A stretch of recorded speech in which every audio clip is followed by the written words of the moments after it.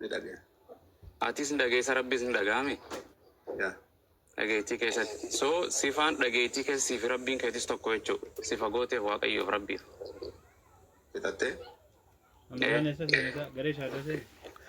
Sifarraa sa'uu deemtamoo suurarraa eebul.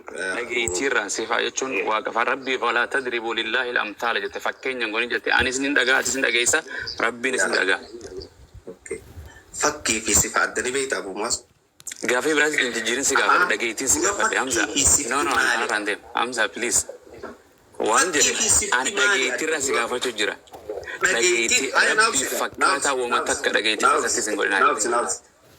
Allah subhanahu wa ta'ala hayyi jiraataadha. Anaaf atis jiraataadha. Naa deebista. Laal nagaafatti. Kana deebista Hamza kiyya kana deebista.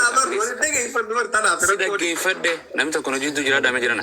Hamzaan ni dhagaa Rabbiinis ni dhagaa. Rabbii fi ati tokko.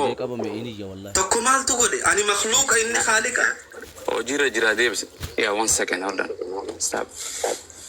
Sin raacu fadhaa wayyee. Ituma sana dhageetuma qofa naa deebisa. Atis ni dhageessa. Rabbiin keessa dhagaya. Maaf si Rabbiin wal fakkaatan dhageettii keessatti naa deebisi. Jechi fakkii jedhuu fi jechi sifa jedhuu Hamzaan beeka sifa san inde ansan sin gaafa wala sifa sin gaafa Hamzaa sirraa jijjiira yee sirraa hin jijjiira. Nam jijjiirin sirraa hin jijjiira. No sirraa hin jijjiira. Deebisee arsiin namaan jijjiirin.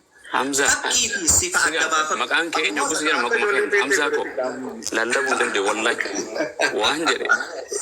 Dhage sirraa jijjiira. Sifaa fi fakkii adda baasi maa wal fakkeessitaa jette. Sirraa jijjiira Hamza. An sifaas ni beeka fakkiis image waa hunda ni beeka san sin gaafa.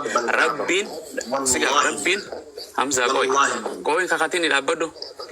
Uuman beena Hamza si gaafa dhageeffadhu please. Sa'aan fitin sekendii takka sirraa jijjiira abshiruu sirraa jijjiira deebisuu diddee Rabbiin kee sirraa jijjiira jaran akkam goona gaafi maa didda isaa takka namatti waamu hunda yaada kee jala deemu gaafi sirraa jijjiira deebisee Hamzaan deebistu hin deebistu bari hin deebistu jechaan olin ayyee si gaafa irran deebi'a gaafin kiyya maali ture Hamzaa. Rabbi subhanahu wa ta'ala ni dhageemuun dhageehuu jette. Maal naan jette deebii kee keessatti? Ni dhageeya. Atoo ni dhageessa moo dhageessuun siin jedhe? Ni dhageeya. Kanaafuu dhageettii keessa siif Rabbi tokko hin siin jedhe yes or no?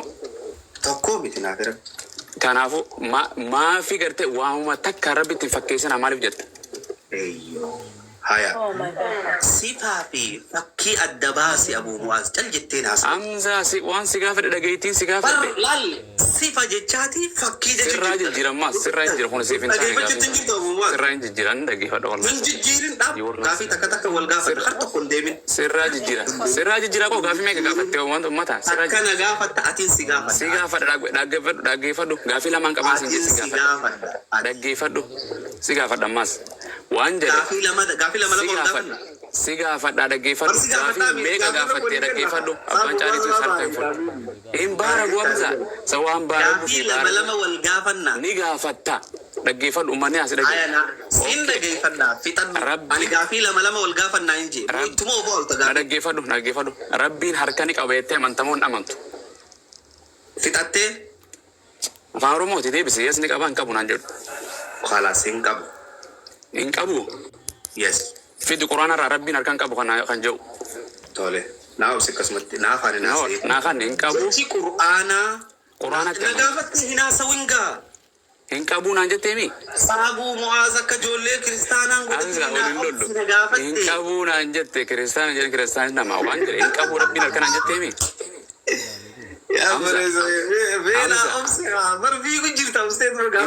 Waan inni fiigu jiruuf sa'aatii jetti bakka jechuun waan silaa daqiiqaa takkatti deebistu yoo sa'a jettee amma alaanaltu taate maaltu si fidee gaafii si gaafate. Gaafii lama si gaafadha sin jedheeti gaafii lama sekendii lama fudhatte jedheeti daqiiqaa 10 hin fudhattu ati 10 fudhatta.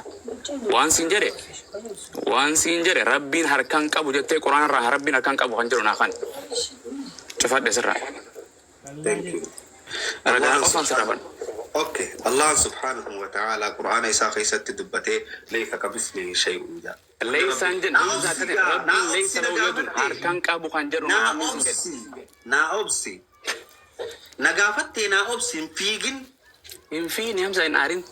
Obsi. Hayi daqiiqaa nuu kan daqiiqaa naa sa'in. Daqiiqaa miti wanti gaafii afaaniiti. Aayaa akkanarratti harkaan qabu kan jedhu jira naan jedhe. Waan ijoollee peentii irra barte anarra Ijoollee peentii sandaran ati sansumaan gaafa. Ijoollee peentii si miti. Deebisi kuni akkanatti deebisi kanatti ummata harka qabu moo qabu rabbiin. Daqiiqaan barbaachisu siif. Bakka adeemgaa. Abbaa harkaan qabuun aan jette aayaa rabbiin.